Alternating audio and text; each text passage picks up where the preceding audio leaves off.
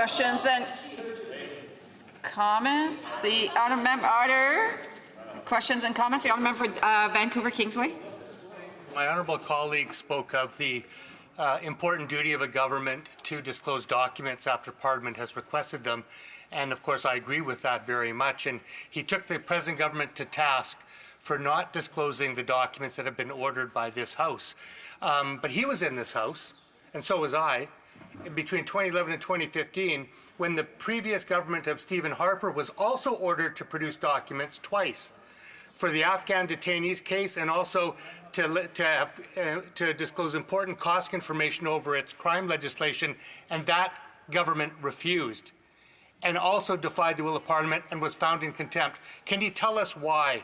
What's the difference between the Harper government refusing to disclose documents in contempt of this House and the current government doing so?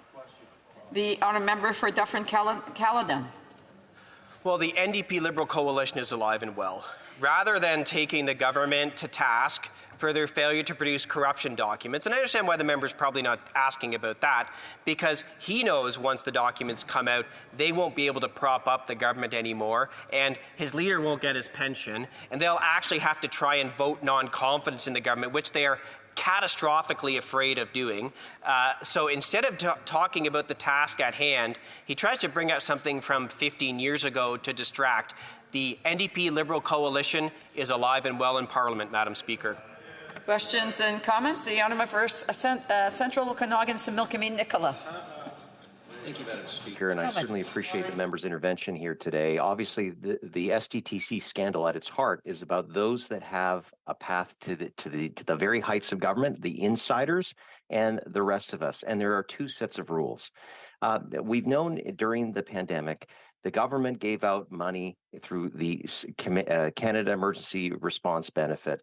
And many individuals in my riding, I'm sure in his, were found to be ineligible and had to pay back every single dime to CRA despite all the challenges that they had.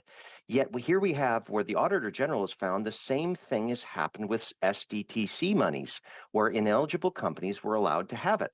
Now, does the member believe that A, it's common sense that these monies should absolutely be paid back? And B, does he believe the government has a duty to force those payments to come back? The honourable member for Dufferin-Caledon. I mean, the short answer to that is yes. It's another program where there's been catastrophic mismanagement by this NDP-Liberal government. And what I talked about in my speech was, in fact, that they chose to give non-competitive bid contracts to one company, $313 million worth of contracts out of $342 million, to one company with non-competitive bids. And that company decided to have the program administered mostly through Brazil. So you can imagine, it's Canadian dollars to support a Canadian program that actually went to a company that hired people in Brazil. You can't make up this kind of incompetence on top of the fact that $3.5 billion went to 77,000 recipients who were ineligible. Now, was there malfeasance in this? I think that needs to be looked into as well, because we know how corrupt this NDP-Liberal government has been.